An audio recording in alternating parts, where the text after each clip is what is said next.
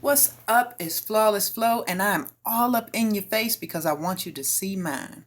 Short hair, no makeup, and I am still beautiful, honey, and I love it. Straight from the gym in my little night clothes, here to bless y'all with my latest message.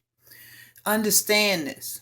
Beauty comes from within. It comes from your soul.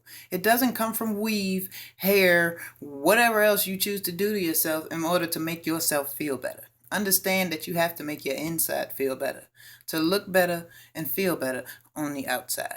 Now, please enjoy and be inspired by my latest work entitled Beautiful. Her eyes were brown, face almond in shape. His head was looking down as he walked by the gate.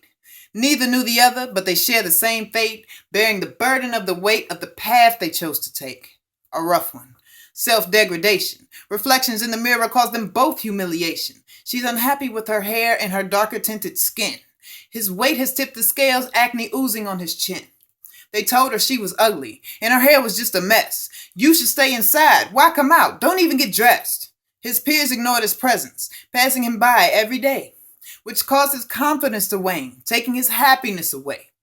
She repeatedly dwelled on her daily abuse, never questioning their words, validating them as truth, certifying them as right. She tried to bleach her body and burned her melanin that night. He often overheard when they whispered and heckled, absorbing the hatred, never feeling special, always feeling lonely, though he never sought attention. He thought it would cause more pain, so he chose to prevent it. She relaxed her hair to try and quiet the voices, knowing that she let them influence her choices, making her become a carbon copy. You need to dress like us, so you need to go shopping.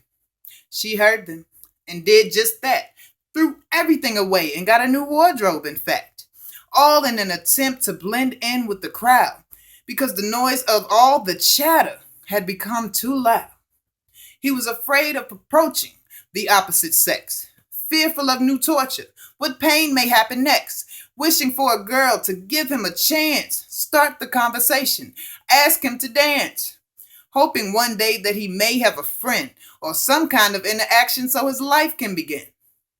Not convinced of progress, dread sets in. He contemplated ways of making it all end, and so did she, because the clothes weren't enough. She was still dark, and her hair curled back up.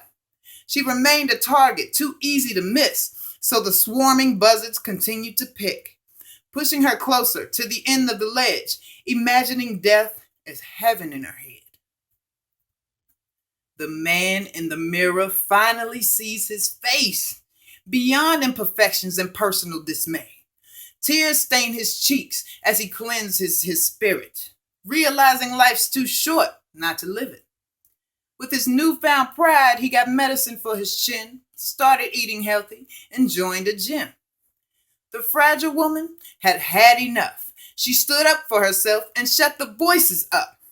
She found her own style with personality to match. She found the strength within to lift her head and arch her back, to stand, to rock her fro and love it, embracing inner beauty, shutting down the tainted subject. She's dark, she knows it. At last, she chose to own it. Nothing would compare to her feelings at this moment. He stands by the treadmill and watches her run, not wanting to rush it, still shy to jump the gun. But something compels him to approach her and try.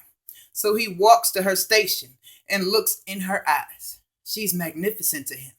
Hair wild and free, skin dark and flawless. She's perfect for me. She looks out at this man as he heads her way. He waits at her side, but she hesitates. Then he quietly says hello. She returns his greeting and is anxious to know his intentions. She's about to say a mouthful, but three words stop her. You are beautiful. And every single one of you are. Peace and love.